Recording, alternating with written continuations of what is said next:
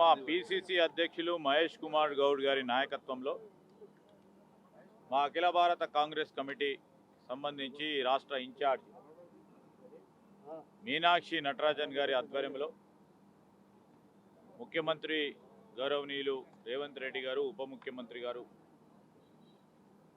బట్టి విక్రమార్క గారు, అదేవిధంగా ఆల్ ఇండియా ప్రొఫెషనల్ కాంగ్రెస్కి సంబంధించిన మరి ప్రవీణ్ గారు,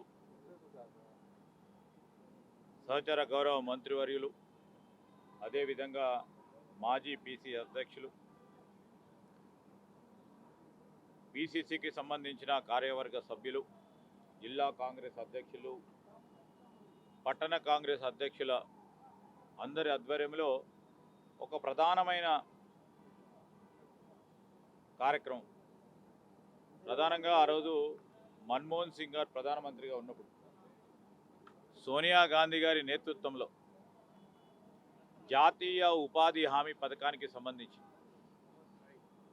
మహాత్మా గాంధీ జాతీయ ఉపాధి హామీకి సంబంధించిన ఒక ప్రధానమైన విధానపరమైన నిర్ణయాన్ని నీరుగార్చే కార్యక్రమం చేస్తూ ఉంది కేంద్ర ప్రభుత్వం.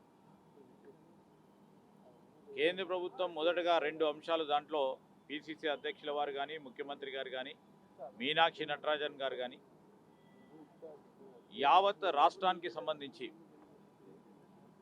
ఉపాధి హామీ ద్వారా పని దినాలు కల్పించాలి, ఉపాధి కల్పించాలని ఆ రోజు కాంగ్రెస్ పార్టీ యూపీఏ ప్రభుత్వంలో తీసుకున్న ఒక బృహత్తరమైన నిర్ణయాన్ని తూట్లు పొడవాలని, నీరుగార్చాలని చేస్తూ ఉన్న ప్రయత్నంలో మొదటిగా మహాత్మా గాంధీ, జాతిపిత మహాత్మా గాంధీ పేరు మీద ఉన్న లక్షలాది మందికి ఉపాధి కల్పించే ఈ కార్యక్రమానికి పెట్టొద్దనే ఒక ఆలోచన, అనాలోచనమైన నిర్ణయం.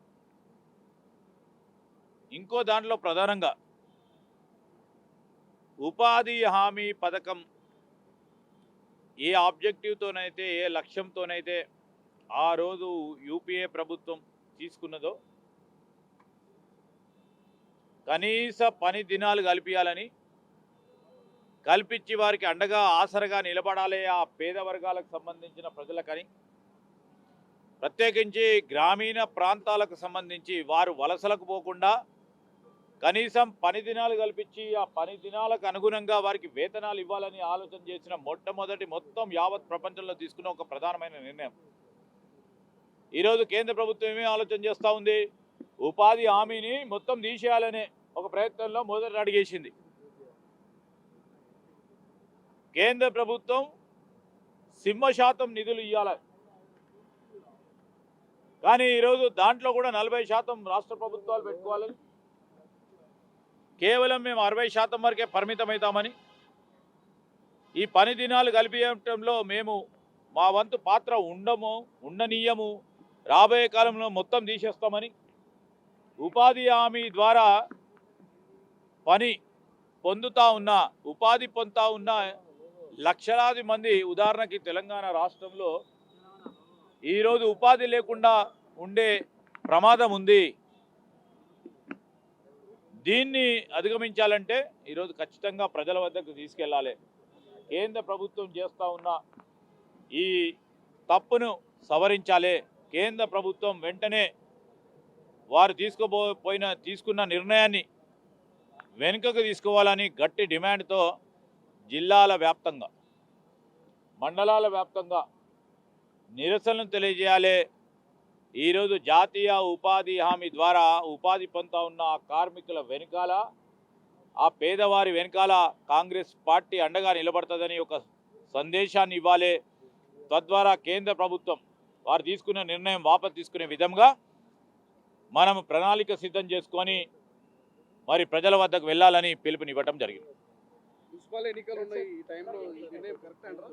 మున్సిపల్ ఎన్నికలు ఉన్నట్టున్నాయి. మున్సిపల్ ఎన్నికలు ఒక పక్షం, ఇది గ్రామీణ ప్రాంతాలకు సంబంధించిన పేద వర్గాలకు సంబంధించిన అంశం.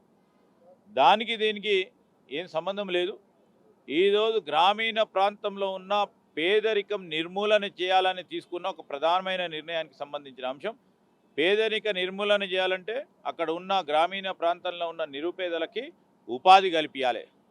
ఆ ఉపాధి కల్పించాలనే ఉద్దేశంతో సోనియా గాంధీ గారు మన్మోహన్ సింగ్ గారు ఒక మంచి ఉద్దేశంతో తీసుకున్న నిర్ణయం.